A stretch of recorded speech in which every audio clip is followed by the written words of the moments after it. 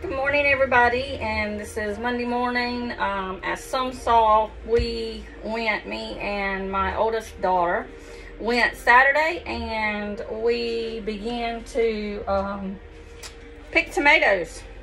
We picked 14 5-gallon buckets full of tomatoes.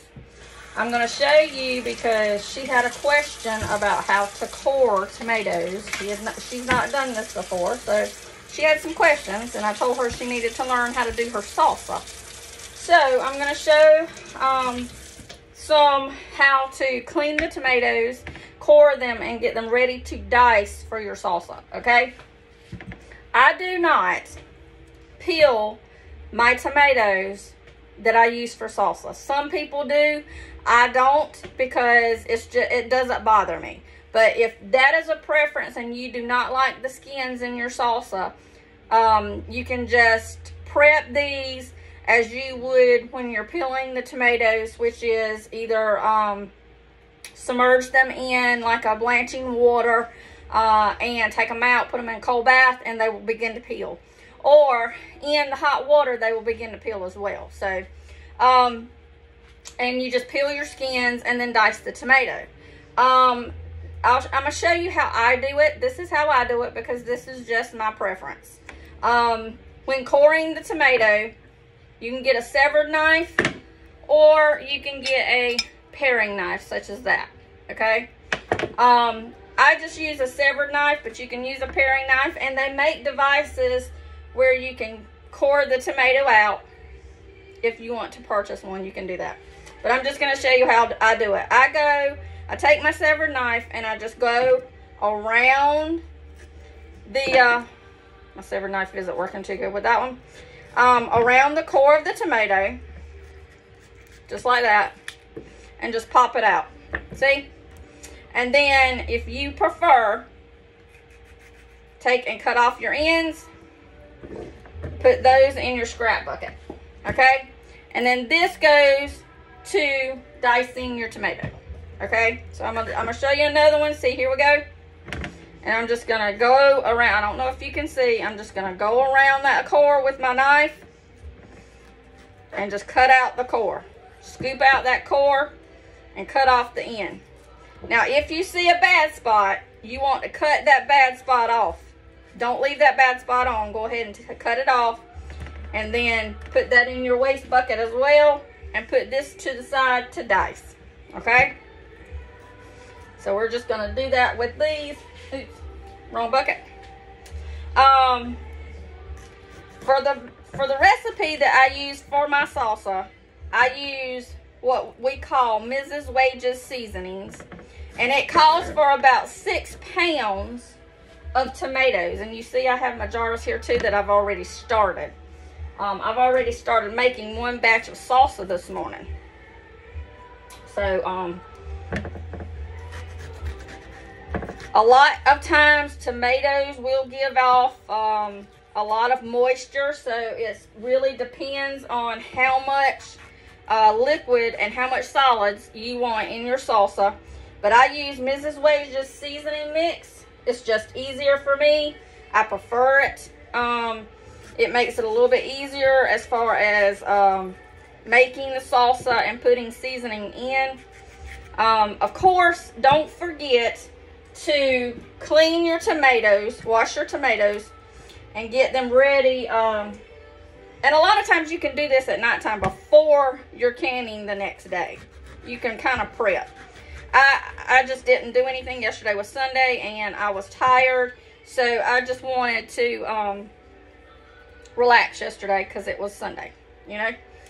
So, but we're going to get, I think this is a little over 6 pounds of tomatoes, which is what Mrs. Wages seasoning packet calls for. You can watch or read on the back of that packet exactly what and how to can these.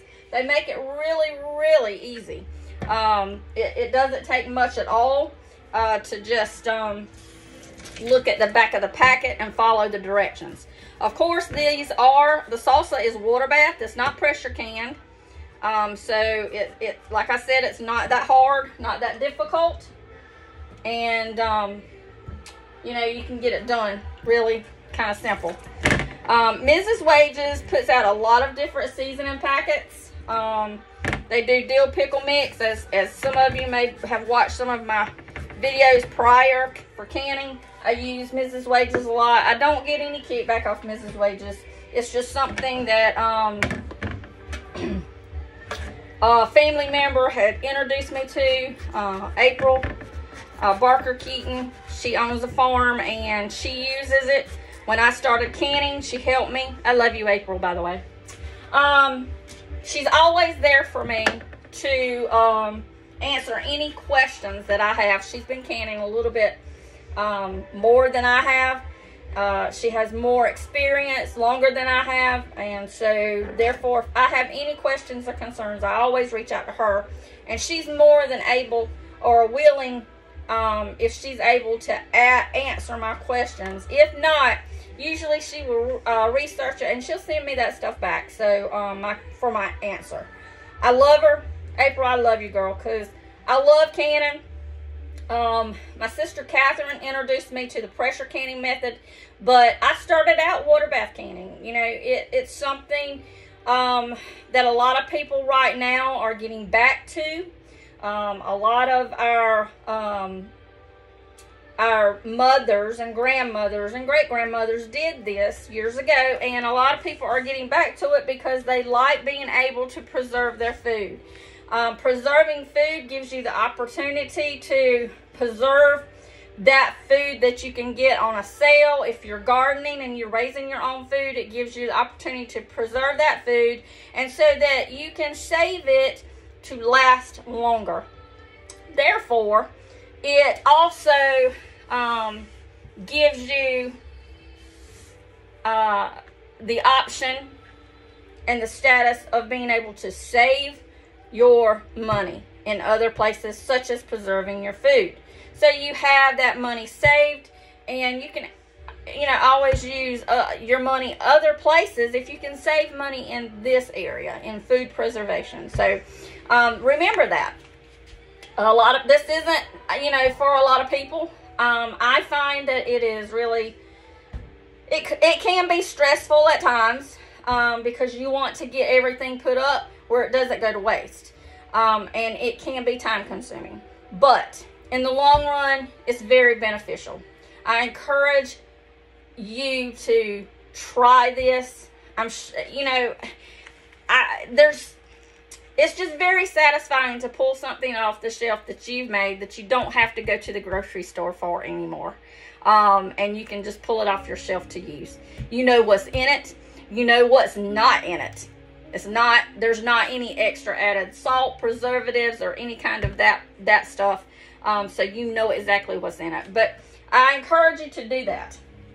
But I just wanted to show you what I did.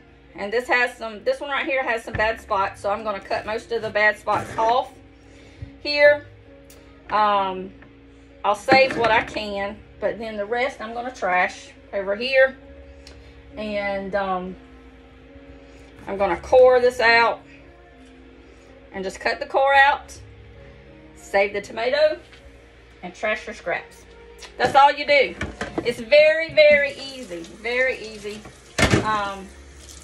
So I just want to encourage, and I wanted to show this so that some will understand. Like I said, my daughter had questions. She's not done this before, and this year she will be doing this. Actually, she will be coming over this week. I'll try to videotape some of that as well to show you, but she has not done this before. So I told her that she needed to learn how to do it because I may not be here. You know, because we're not promised tomorrow. We never know what's going to happen. And she needs to learn how to do it. She really enjoys salsa. And I said, you need to learn how to do it. And I encouraged her to do that. Set time aside to learn. You know, if she doesn't do it so much, that's fine. But she needs to at least learn. So that's what we'll be doing Thursday. But I just wanted to show you this process. I'm going to dice these up. And I'll get them ready to add to the stove to start cooking. I got another batch fixing to be put in the jars and go in the canner. So see you later. Hey guys, I'm back. And I got another batch of salsa in the canner. Coming up to a boil. I'll show you that in a second. But I'm just dicing my tomatoes. I wanted to show you this as well. I'm taking the tomatoes that I had placed and cored, cleaned, washed, cored, cut the ends off. And, you know, I was doing this, you know, pertaining to my children because, you know, my girls don't really have a whole lot of time to do this now. You know, they're raising children, they're working, providing for their kids. So it's a bit hard for them to have the time to do this. But I do want them to learn how to do this. That's the thing. I want them to be able to do it if it came down to it and they needed to. Okay? So right now, I've, you know, when Tira asked me how to core them, I think she was more or less asking me because she wanted to do the process correctly, you know. So I showed her how to do that, and we went over that earlier, but now I am just kind of dicing my tomatoes. I like my salsa chunky. Some people don't, and that's your personal preference. You can put it through a one of the little cutters, vegetable cutters, and have a precise cutting if you would like. That's just you, but for me, I like my salsa really chunky. I like my pasta sauce, you know, that I use for pasta and for spaghetti chunky as well. So it's really going to be your preference. Now, at this point, when you're cutting, you're going to have a lot of residue left off. You're going to have some tomato juice that you can save. You're going to have a lot of seeds and pulp that you can actually save, put in a bowl, and later on lay out on some napkins or paper towel, dry them, and you can actually take those seeds and plant for next year. Okay? As long as you dry them out and you get all the moisture out, you can take those seeds and plant for next year. Actually, I have seen and I have been told by an older lady that's in our family that you can actually take the napkin that you place those seeds on to dry and put them right into soil, and tomatoes will grow up. Okay, so you can try that as well. But right now I have just cleaned my tomatoes. I cored them. I'm cutting them into halves, and I am actually just dicing into big chunks. Nothing real fancy, because these are going to be cooked down. Now, I also, while cooking mine and prepping for the salsa in the cooking process, I take a ladle and ladle off some of my juice, because it gets a little bit too much liquid and not enough solid for me. So I save that juice to either make V8 juice or just to can and keep as tomato juice. Some people like it, some people don't, but I do. And it also comes in handy as well when I am making soups and stews. So that's another reason why. So I just wanted you to see how I did this, and as you can see, there you go. And I'm just cutting and dicing them really, really choppy and chunky. Now, if you come across one that has a bad spot on it, please take it out. You can cut the bad spot off and just trash into your scrap bucket. A lot of people take these scraps too as well and use them to give to their chickens. Now, Tira doesn't. This year's she will be actually canning for her first year this year. So we'll see what she decides to do with her scraps. But like I said, a lot of people take their scraps and feed to their chickens. It's an extra, just an extra, you know, source for them. And it gives the chickens a real treat. So, but guys, as soon as I get these ready to go on the stove, I'll come back to you and show you that other process. I'm back, and I have a batch of salsa that I have finished, and I am ladling and spooning into my jars. My jars are clean, prepped, washed, sterilized. Usually I sterilize my jars in the oven and I take them out as I need them. I keep the oven on a very low temperature, and that helps sterilize your jars. I have my rings in a little bit of hot water. That's not really required anymore if you're canning more than 10 minutes. So, you know, really that is a preference if you want to. But I'm just ladling in my salsa in the jars. Let's see if I can slide this over a little bit for you to see. I don't know if I can or not. Maybe I can't. There we go. All right. Hopefully you can see it. Okay. But I'm just trying to get as much juice off as I can. You do not have to do this. This is pretty much the way I like my salsa. You don't have to ladle off your juice. I just don't like mine as liquidy. I like mine a little more chunky kind of thing, and that's why I do it this way. So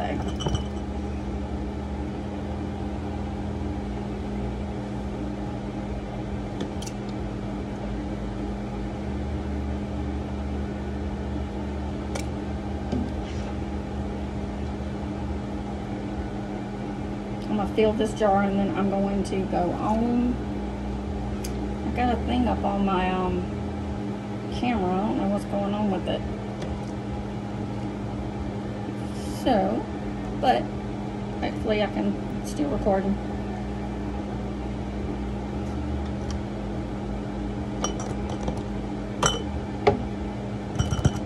Okay, so I'm gonna set that to the side right there. All right, this is what we call a debubbling tool.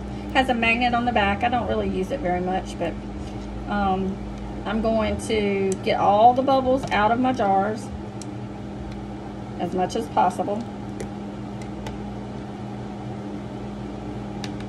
Okay, and then hold on a minute.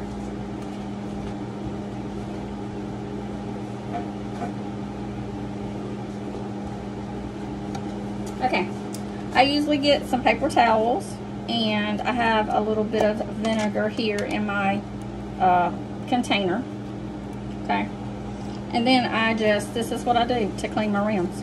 I dip it in the vinegar, and I go around my rim, clean all that excess stuff, because you want to get the rim as clean as possible so that it will seal.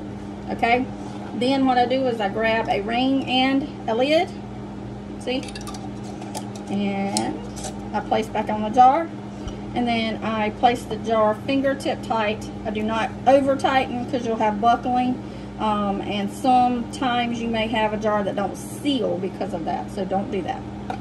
I don't suggest you do that. So okay,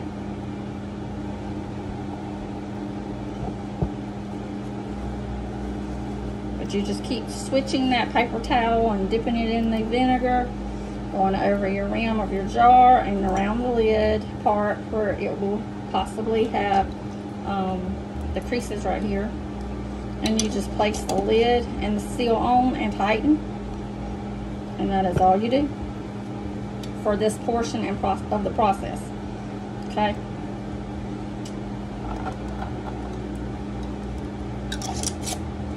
All right, so these are going to go in the canner, and these I do process for 40 minutes. Okay, so that is a 40-minute timer. I'm going to continue ladling my salsa in, and I'll bring you back when I place it in the canner.